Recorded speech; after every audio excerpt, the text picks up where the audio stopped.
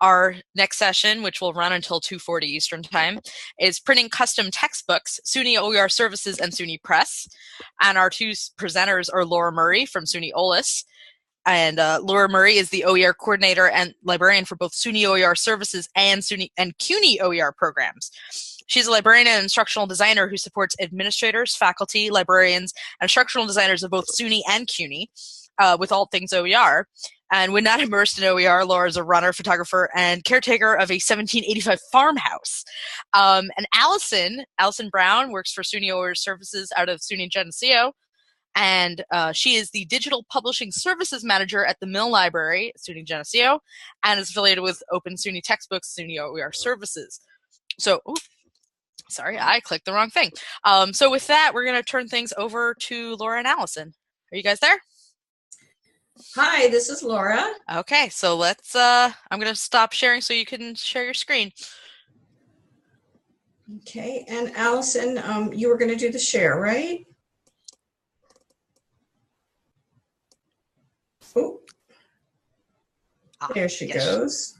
Yay. Okay, I'm going to turn it over. All right. So, Allison, I think I'm clear on what slides you're going to do, but I may ask you as we go through, just to make sure I don't jump on anything that you need to talk about. So we're going to talk about printing open textbooks and the SUNY OER Services and SUNY Press partnership pilot. For those of you who may not know, SUNY Press is our university press. Their offices are based in Albany. And they have quite a bit of experience in printing and publishing, and they do have an online presence as well. Next slide, please. Okay, so I thought I'd start by just asking the question that some people want to know, which is why are we bothering to print in the digital age? And I just found a few snippets of information, although there's quite a bit of research out there, that 92% of college students do prefer print books to ebooks, and reading comprehension and retention are better with old-style printed books. I know this is anecdotal. I find that's true for myself. Of course, I'm quite a bit older than even the average college student at this point. But it is a very interesting topic, and there definitely is a demand for it, which is why we put so much effort into this project. Next slide. Okay, so the goals for our pilot was, first of all, to see if this is feasible at all for us to undertake. Most of you know that we did receive $4 million in funding from New York State. Thanks to Governor Cuomo. And so we did have funds to work with to be able to explore these types of services. We have the wonderful SUNY Press readily available and very willing to help. And so we had a built-in set of mentors with tremendous experience. We wanted to see if we could build an infrastructure to create a regular service out of SUNY OER Services. And we were looking to produce high quality but low cost printed textbooks, so just slightly ambitious. Next slide. So we conducted two pilots, fall 2017 and spring 2018. In total, we have 8 open textbooks printed. We had 4 wonderful campuses participate: Herkimer, Corning, Tompkins Cortland, and Fulton Montgomery community colleges. So in fall, we started out with Corning, and we did their English Composition 1 textbook. And at Herkimer, we did Introduction to Psychology. It was great because we had kind of a small in the English 1010 book and a very large, over 1,000-page for the Introduction to Psychology. So that they were an excellent way to start, and 2 books was very manageable for the first time out with no experience. So in spring, based on the experience that we gained in fall, we put out a wider call to campuses. So Corning added on a public speaking textbook. Fulton Montgomery did their own version of Introduction to Psychology. At Tompkins Cortland, they volunteered Principles of Management and U.S. History. And Herkimer expanded to Developmental Psychology, Introduction to Sociology, and the Introduction to Psychology text that we had already printed had some changes to it, as you might expect with the nature of open textbooks. So we actually got the experience of printing a new edition on that one. So here's a picture of 3 of the books, just to show you that these just look like nice, shiny, well done, professional printed textbooks. They have glossy covers. They've got have what's called perfect binding in the business, and they're very appealing. We take them out when with us when we do professional development workshops, and faculty who are new to the concept of open textbooks are always kind of relieved to see them. Okay, next slide. So I just want to note the core team involved, although there are many, many people who worked very hard on this. At SUNY Press, we had Donna Dixon, who's the co-director. So we had someone right at the top who was hands-on through the whole thing. And then Janice Vunk, who gave us tremendous assistance with things like cover mechanicals and barcode creation and tracking the shipping and the printing communication. They also came up with the pricing algorithms. So they were just absolutely wonderful and gave us all kinds of time and support. If for SUNY OER Services, it was Allison and myself. I did the ISBN registration and the project management, and Allison did the incredibly heavy lift of PDF creation. And I did the bookstore relations, and I made some great new friends on our campus bookstores. Lovely, patient people, and that was very rewarding. The printer distributor we worked with is the same one that SUNY Press uses. They're on contract with SUNY. So Integrated Books International actually does the physical printing of the books, and then the books are distributed through Books International. So I'll run through this slide and then I'll turn it over to Allison. So to give you an idea of kind of the moving parts of the workflow, we started out by inviting faculty. And we focused on those who are using Lumen courseware because of Allison's ability to support the PDF export out of the Lumen publishing platform. So we didn't just put out a general call for any open text because this was a pilot, because we had so much to learn. We needed to understand and have some control over what we actually be working with. So then we had to make the connection with the bookstores. So I had to ask our faculty contacts on the campuses to put me in touch with the bookstore, and I established a relationship with them, and I had to give them a particular process to follow because what we're doing is kind of unique. And the timing of the orders had to be at a very specific interval when BI actually had the ISBN, because these are brand new books. And so they didn't actually exist in the database until the printing was done. And I won't go into the weeds with that. So, and then there was just a lot of liaising between all the parties involved. So SUNY Press doing cover mechanicals with lovely images and making the barcodes. SUNY OER Services preparing the PDF.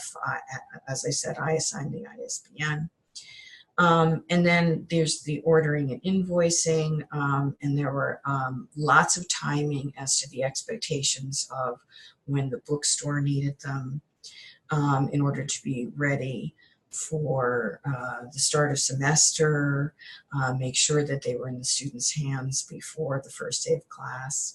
And then, of course, the communication of did you get your books, and finding out why they didn't get them, and so just a lot of staying on top of things and a lot of patient communication going on to make sure that everything got done on time. Okay, Allison, I'll turn the next slide over to you.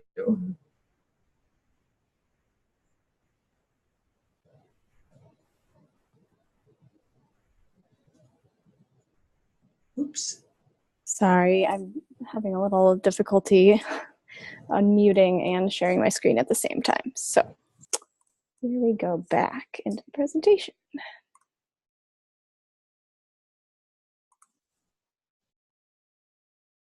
All right, are you able to see that? Yes, we can see your screen. All right, thank you. Sorry about that. Again, I'm Allison Brown.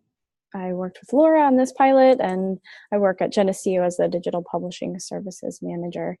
So previously, I worked with Open SUNY textbooks, and we've kind of used those projects as a way to really get the infrastructure in place for being able to handle this type of project. So we were excited that we could kind of put it into practice. So Laura had mentioned that within this pilot, we were working with faculty that were using the Lumen courseware. So that is one of the services out of SUNY OER Services that we offer editable versions of OER courses on Pressbooks. On the Pressbooks technology, which is hosted by Lumen. And the big benefit of that is, of course, that it is editable and flexible, and it can get integrated into the courses. If you saw Mike Daly's presentation, he was kind of showing some examples of how that worked before.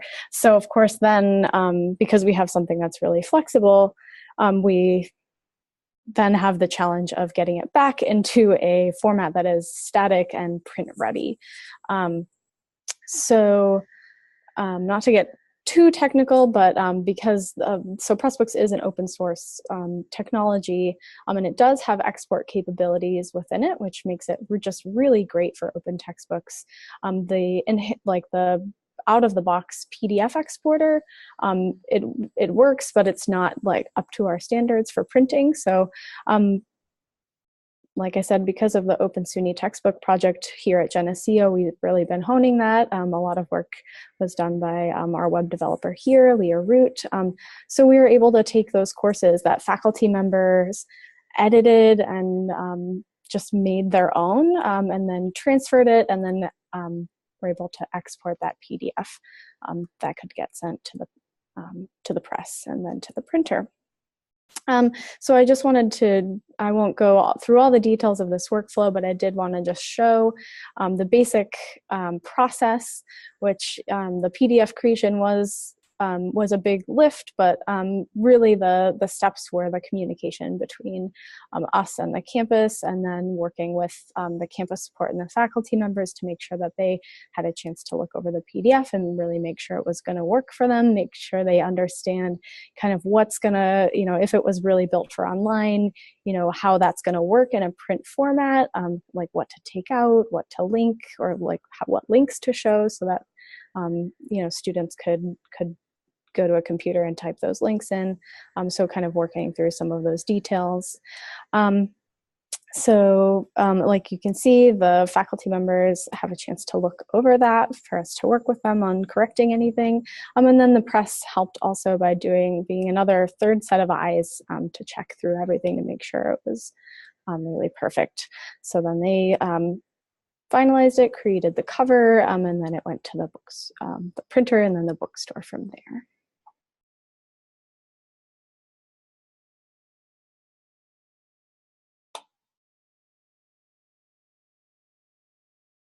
Did you want me to jump on costs?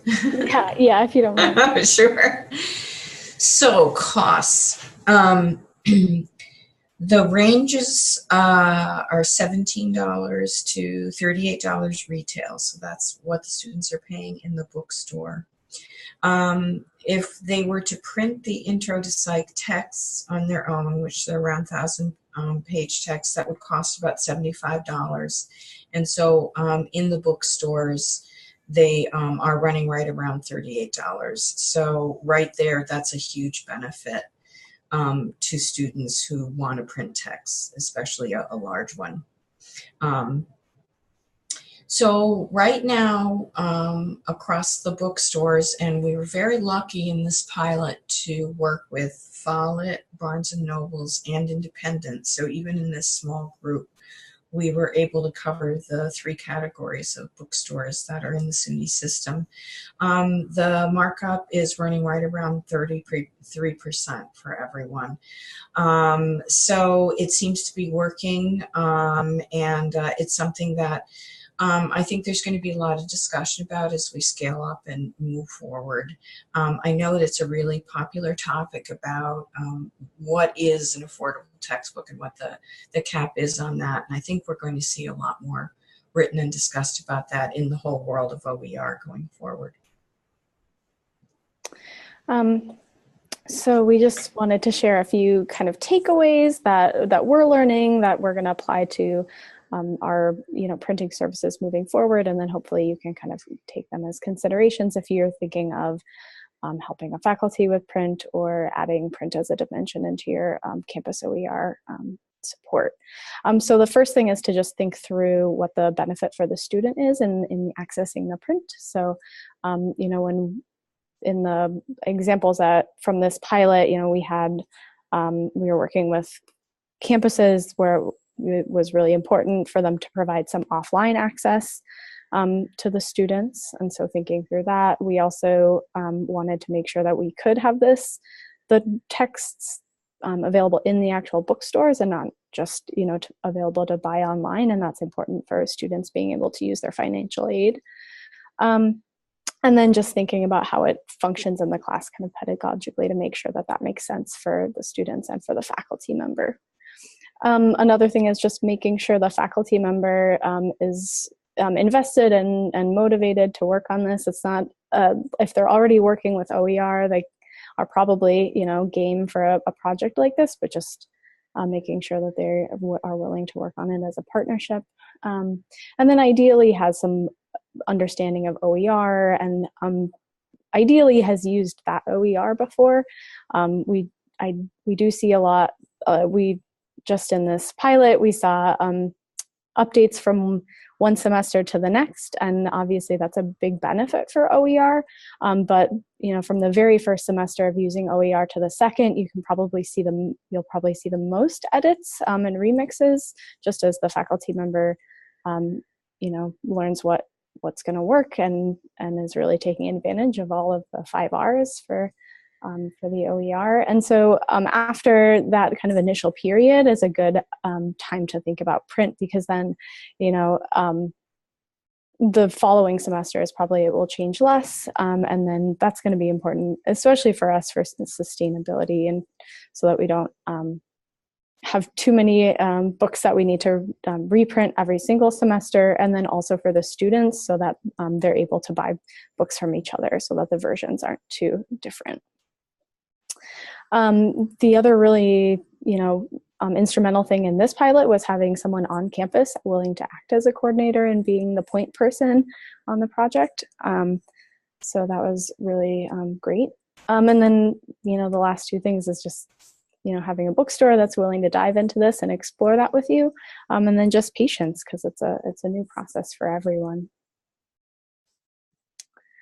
And then on the topics with bookstores, just to address it more generally, we definitely recommend looking to your bookstore as a partner and try to make that connection, even if you're not thinking about print in particular, to just introduce yourself and talk about what OER is happening on your campus, so you have that as a resource in the future, because they can be really good support and collaborations.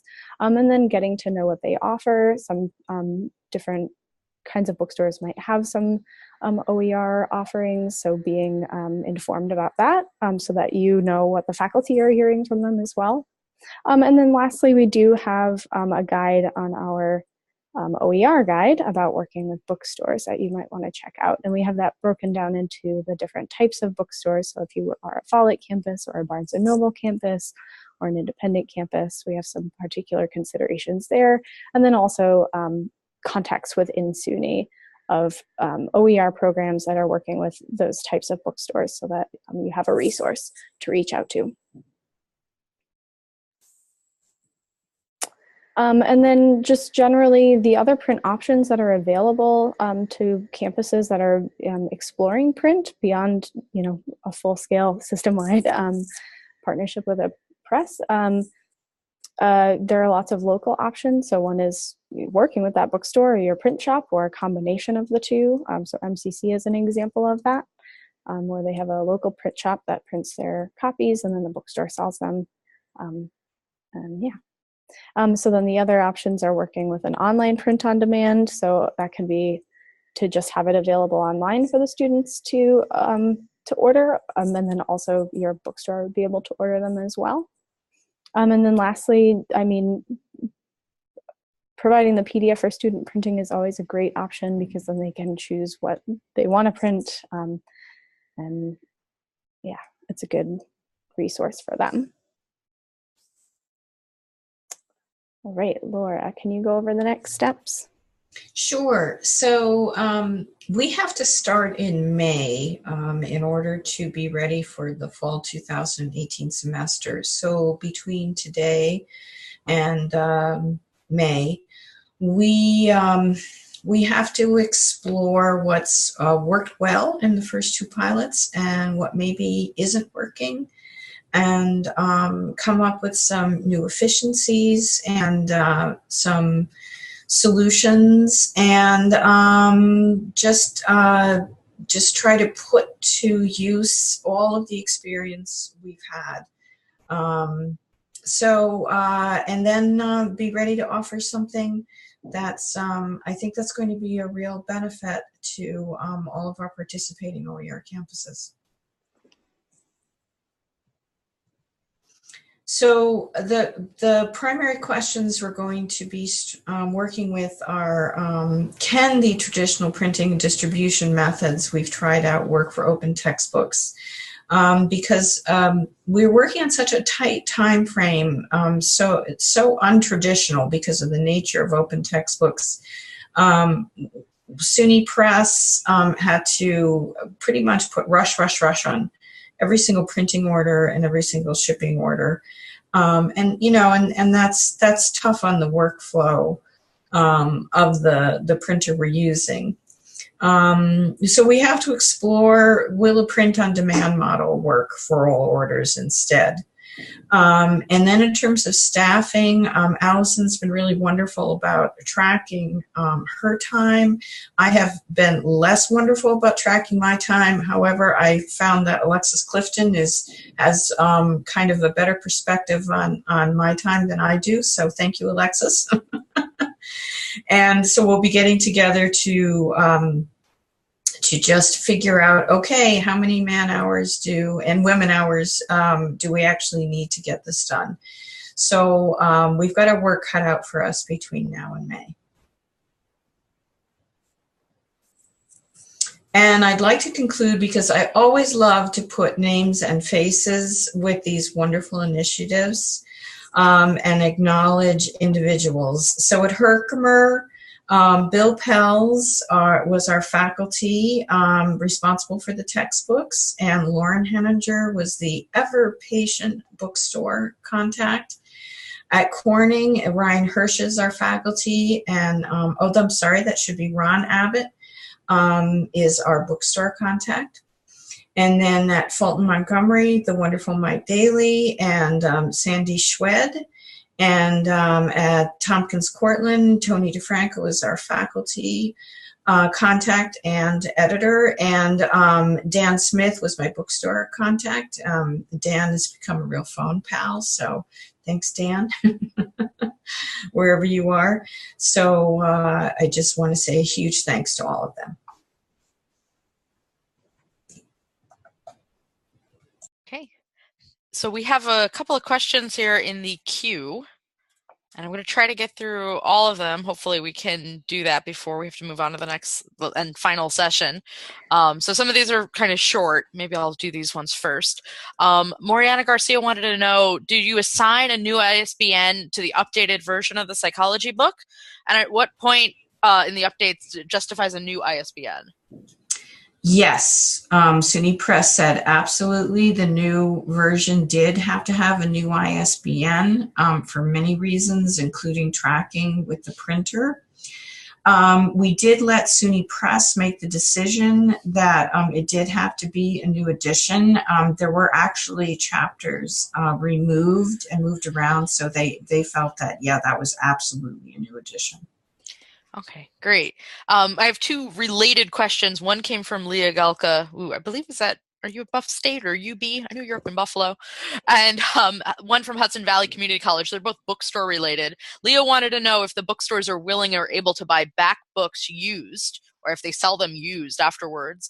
And HVCC wanted to know if the bookstore sold out of their inventory.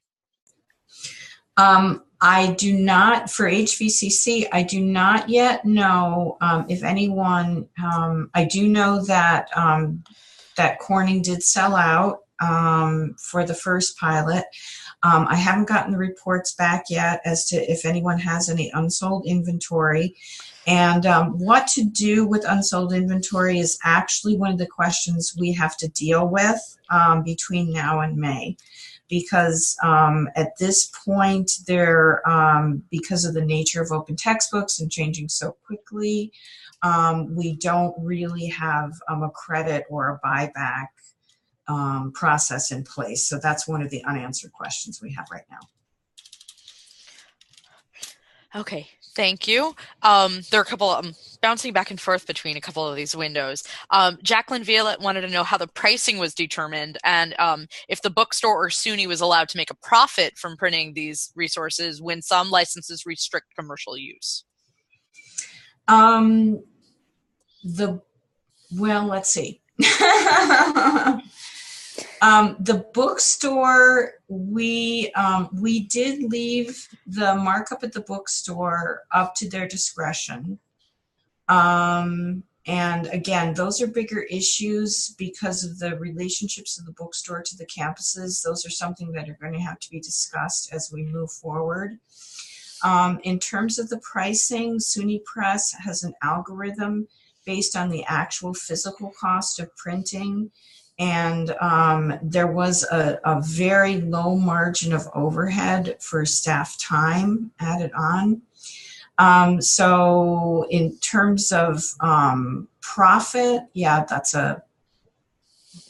definitely one of those gray areas when you're working with a bookstore that definitely has to be addressed.